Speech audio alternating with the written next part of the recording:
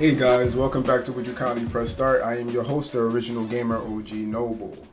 Welcome back, guys, man. In today's episode, we're going to talk about three games that I was looking forward to that got canceled, unfortunately, and a top 10 games that I would like to see be remade, that I also think that would do well in this gaming world.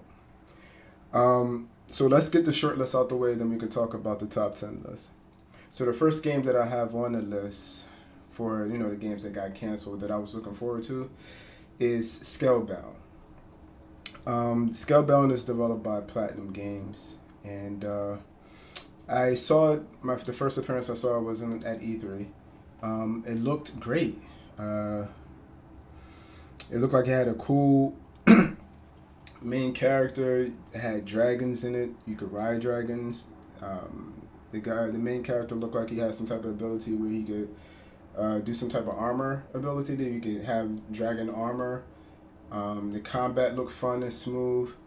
The soundtrack looked like it was going to be probably dope. I don't know. It just looked like a really, really dope, different exclusive for the Xbox One, which I felt like the Xbox needed. Not that I'm not a fan of, the Halos and the Gears and the Forzas, but I feel as though with Scalebound, it was like like I said, a unique exclusive that I really wanted to get my hands on. But it got canceled because Phil Spencer and his team believed that the expectations for the game were a bit high, that even Platinum Games themselves couldn't meet the standards of that was set by the fans. You know what I'm saying? Like, the standards were very high, so they basically got scared and was like, let's shut this project down. It's unfortunately that it never got made because, again, I was looking forward to it. So coming in at number 2, I have Silent Hills. This was going to be done by my boy, man, Kojima and actually Guillermo del Toro. They both partnered to do Death Stranding, along with Norman Reedus, who was going to be in Silent Hills as well. But I mean, it's Kojima. Like, what else can I say? You know what I mean? Like, Kojima was going to be behind this, and I wanted to see, what direction he was going to take this, because I like his games, Metal Gear, Death Stranding, as I just said. Zone Enders. He makes some pretty solid joints. And it's a survival horror game, which I felt like would have been good to stand next to in the same light as Resident Evils or Outlast. You know what I mean? It was just another option. And who doesn't like Silent Hills? It was a series that I kind of got into. I played the first and the second one. I haven't really played any more after that, but with Silent Hills, they dropped a PT trailer for it, and the trailer was dope. I've never played it myself personally, but I watched people play it, and it looked damn scary. And that was just a demo. We didn't know no one had any idea what the actual Silent Hills was going to look like, and I guess we'll never know now. And basically what happened, the reason why the game got canceled is because Kojima and Konami pretty much was like bumping heads. So they parted ways, and Kojima started his own gaming company, which is dope, by the way. But unfortunately, Silent Hills is another game that we probably won't see anytime soon. Coming in at number 3, and this is the last one, Fable Legends. This was developed by Lionhead Studios, or was going to be developed by Lionhead Studios. It looked cool. Again, made its first appearance at E3 for me, the first time I saw it. It was an open world game, online with your buddies. I think they took the single player aspect out of it. Not a lot was said about the game, so I don't know a lot of detail on it, but when I saw it again at E3, this Fable Legends was supposed to be a exclusive, again, like Scalebound. I felt that it was an exclusive that the Xbox needed, so I was looking forward to it for that reason. And I've played Fable 1 and 2, not a fan of 3, but the first two were pretty tight, so I was looking forward to this. But the game basically got canceled because it had like a high production cost, and plus it was like a lot of delays with the game. And then they had like people playing it, testing it or whatever, and it was just like a lack of interest there.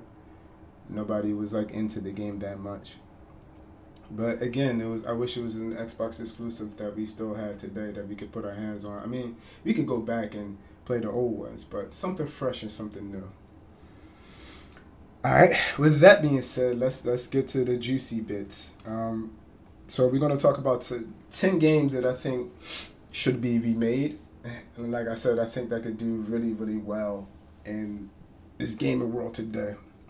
So coming in at number 10, since we're in the spirit of remaking Resident Evil, and with the upcoming remake of Resident Evil 3 Nemesis, since we get in that, can we please get at number 10? Can we please get a Resident Evil Code Veronica? Capcom, everybody knows Capcom. It's a survival horror game. It was out. It came out for the Dreamcast in 2000. I think this was like the only Resident Evil that was an exclusive to a platform outside of PlayStation. But it had a great story. It was fun to play, memorable moments. I enjoyed the game a lot. I've had it, I've owned it, which is why it's on my list. Every other game that I'm naming is games that I've played myself that I would like to see be remade, obviously. But yeah, they could do it in the Resident Evil 3, 2 engine. I wouldn't be mad at that. Yo, like, the game could be done, and it could be done awesomely. And I would like to see it being made. Fingers crossed. You guys pray with me. Pray with your boy that we get these games. Coming in at number 9, I have Tenchu. Dag, man, a lost gem, man. I feel like people forgot about Tenchu. Tenchu was pretty dope. It was released in 1998 and developed by a Japanese developer called Acquire. It was an action adventure stealth game where you played as a ninja in the 16th century Japan, which is dope. That whole setup right there alone is dope. And plus, stealth games I feel like we need more of. I mean, I love Metal Gear and I love Splinter Cell, but Tenchu will be something different outside of the guns and the silencers and sneaking and quieting. You know what I mean? The smoke grenades and the stuns. Like, you take it back to the old school where you got powders, whatever. I don't know what they did back in the day, but, it would be cool to be an assassin back then.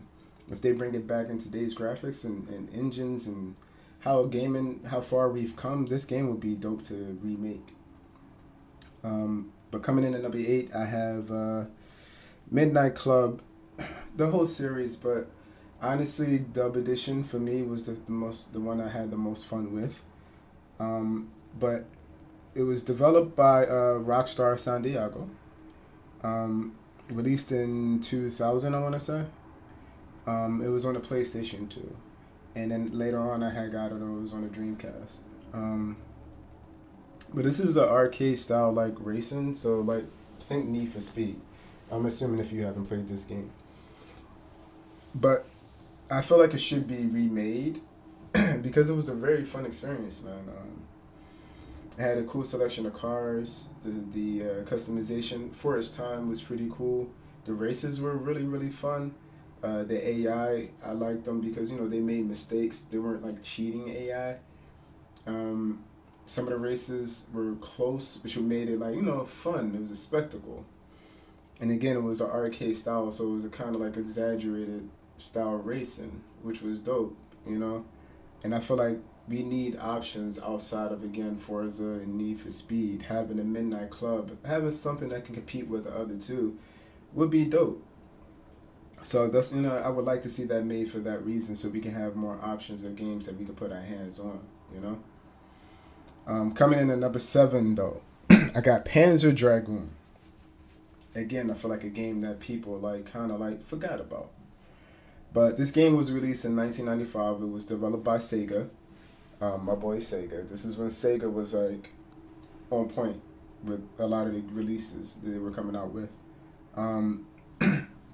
But the game was kind of like a rail shooter. You get to ride a dragon. So since we didn't get what was the game I mentioned before, Scalebound? Since we didn't get Scalebound, we can get Panzer Dragoon. You know, you got dragons to fix my dragon fix anyway. That you could ride dragons. The game was fun. The story was fun. I feel like again this is something that we can get, and I feel like I don't know if it should be a triple A title. I feel like this would do well in like an indie game slot. So if an indie developer wants to take a shot at making it, I wouldn't be mad. But coming in at number 6, I got Ready to Rumble Boxing. Man, another gem. Something that was just pretty solid and fun. But they were developed by Midway Studios. It released in 1999 for the Dreamcast and the PlayStation. I think the Game Boy Color and the Nintendo 64. I think it was on all those consoles. But it was those consoles' versions of Punch Out, pretty much exaggerated boxing, and it was dope. It was fun, funny characters, cool characters. I had a pretty good time with this game, and I feel like it would do well again in this time frame. And again, I think this one would do well as an indie and not as a triple A. And it'll give me something else to play again, like to have boxing. I would love another fight night. EA, hello EA, are you out there? Because people want other games other than Madden and NBA Live. Can we get back to the boxing, please? But since we can't have that, give me my Ready to Rumble to kind of hold me over. And again, it's just a fun boxing game. Pretty dope. Would love to see it made. Coming in at number 5, I got Jet Set Radio. Originally released in North America as Jet Grind Radio. Fun fact. Very small fact, but fun fact. It was released in 2000. Developed by Smilebit, and it was published by Sega for the Sega Dreamcast.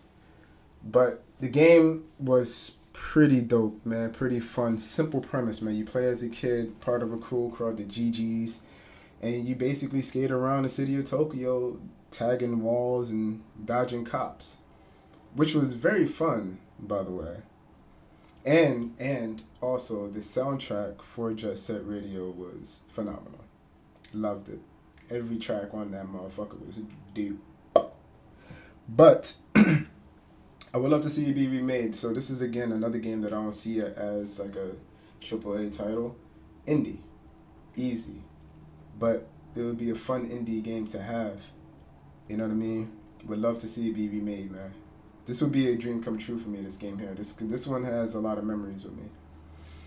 But moving on to number 4, I got Jade Empire. Ooh. Yo, for my real ones out there, everybody knows, most of y'all should know if you're gamers, real gamers, Jade Empire was that work, man. But it was developed by BioWare, released in 2005. It was an Xbox exclusive. Yo, so hear me on this. This is another Xbox exclusive that we can have back that would be dope to have. Jade Empire is an action role-playing game that was pretty fucking lit. Like, you had martial arts and RPG mixed. Like, what more could you ask for? It was dope. It was a good story. Cool fighting. Like, the game was pretty legit, man, and I would love to see it be remade, AAA title, and an exclusive for Xbox. Yo, come on, man, Phil Spencer, get on that, yo. Like, let's get these people talking, let's get these people moving, man. These are ideas, man. Get these games moving, man. But coming in at number 3, I got Power Stone. Oh yeah, Power Stone. Power Stone was my shit too. This one was developed by Capcom. Pretty dope. Released in 1999. It was for the Dreamcast again. This was when the Dreamcast was popping and it had all like pretty good games. And I'm gonna talk about that one day on the podcast. Some of my favorite consoles that I've had. But Power Stone was basically like a 3D arena fighting game, and it was fun. It had, unique characters, power ups and shit. You collect gems, 3 of them, and then you power up to another super you, and it was fun, man.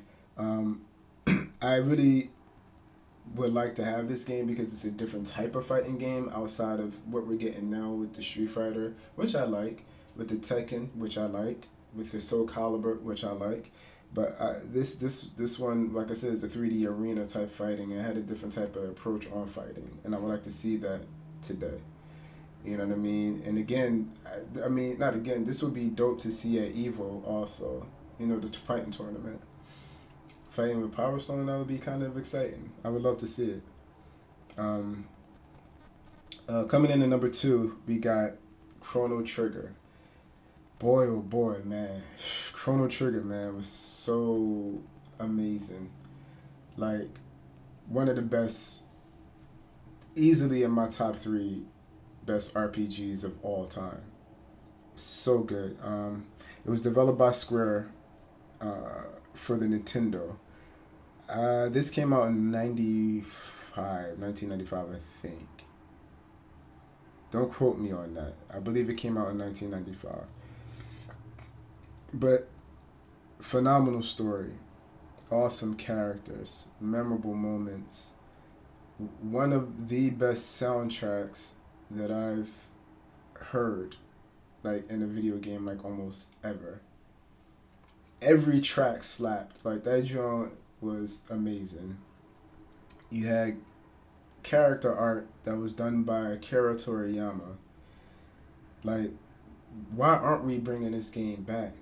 I feel like this game is just as important as like how everybody feels about Final Fantasy VII Remake, myself included. I feel like Chrono Trigger is up there as far as like the excitement, like the want for it. I know I'm not alone with this one. Chrono Trigger was phenomenal, and it would do really well today too. Oh man, I could almost see it now, man. I could see myself purchasing that joint if it ever gets done. Fingers crossed, man. You guys, like, again, pray with me, man. Let's get these games, please. Let's put the word out. Start a petition, something. But coming in finally at number 1. Boy, man, for people that know me, that are close to me, know that I love, are in love, never fell out of love with this game. So, let me introduce you to, if you haven't heard of this game already, Skies of Arcadia. Boy, yo, Skies of Arcadia was such an underrated RPG. So good. It was developed by Overworks for the Sega Dreamcast. Again, this is when the Dreamcast was popping. This was released in 2000.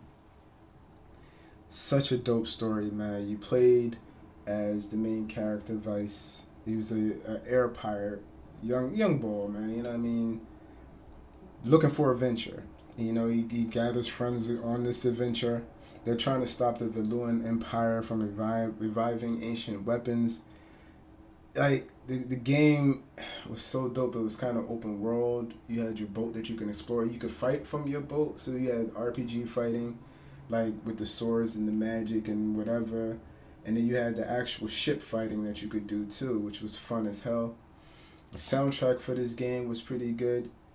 Yo, like a remake for this, man, this game would be, again, it would be unique. Games like this, Chrono Trigger, Power Stone, all of the games that I've mentioned are the games that I miss. We need these type of games in the rotation, man. A remake I'm fine with. Like, I would prefer like a fresh new idea, but give me these remakes just to hold me over. But that was today's topic, man, and I appreciate you guys sitting here listening to me, to your boy, gab on about his favorites and whatnot. But you guys enjoy the rest of your day, night, evening, whatever you're doing at the moment. I'll catch you next time on the next episode, man. Peace out.